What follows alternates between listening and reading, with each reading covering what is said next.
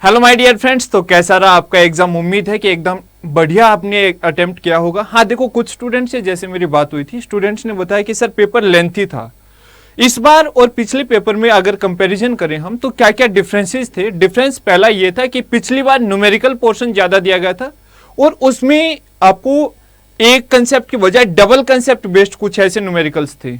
इस बार क्या किया है कि डायरेक्ट फॉर्मूला बेस आपसे क्वेश्चन पूछे, लेकिन कैलकुलेशन को थोड़ा सा ज्यादा बढ़ा दिया।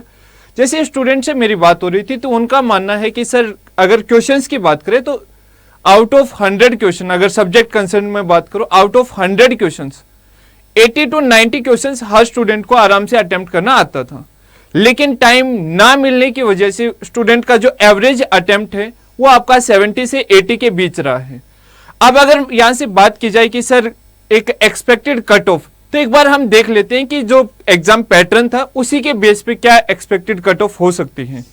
तो अगर लेवल की बात की जाए, जो आपका जर्नल पेपर था उसका लेवल इजी बताया जा रहा है और ना वो बहुत ज्यादा टाइम कंज्यूमिंग था।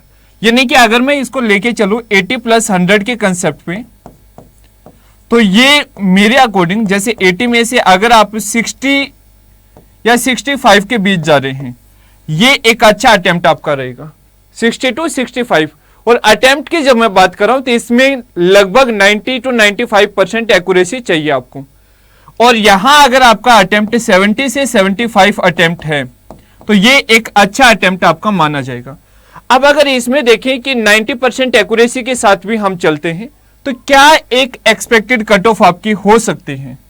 तो यहां आप लेके चलेंगे 130 से 135 का एक दायरा आपके लिए एक्सपेक्टेड कट ऑफ हो सकती है। अब इसमें अगर मैं बात करूं कि सर किस बिहार पे ये कह रहे हैं, तो लगभग 150 से 200 स्टूडेंट से मेरी बात हुई है। तो जो उन्होंने एवरेज अटेम्प्ट बताया, जो एग्जाम का लेवल बताया, उस पे बेस्ड मैं आपको ये डाटा दे रहा हूं।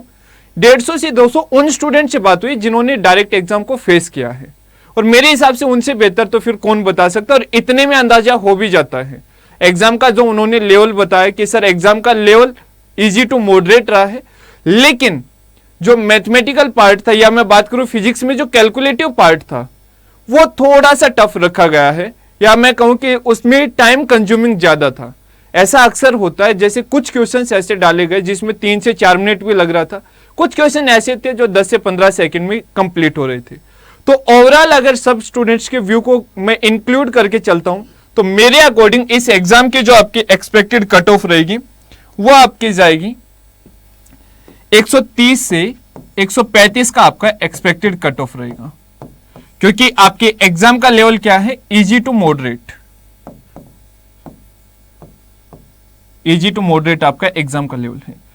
बाकी जिन्होंने एग्जाम अटेम्प्ट किया और मुझसे बात नहीं हुई है वो कमेंट बॉक्स में अपना व्यू भी दे सकता है। तो फिलहाल अकॉर्डिंग टू मी और अकॉर्डिंग टू 150 से 200 स्टूडेंट जिन्होंने मेरे से बात की है, पर्सनली मुझे बताया है कि क्या क्वेश्चंस थे, कैसे थे, तो उनके अकॉर्डिंग ओवरऑल जो कट ऑफ आपका रहने वाला है वो 130 से 135 का दायरा रहने वाला है।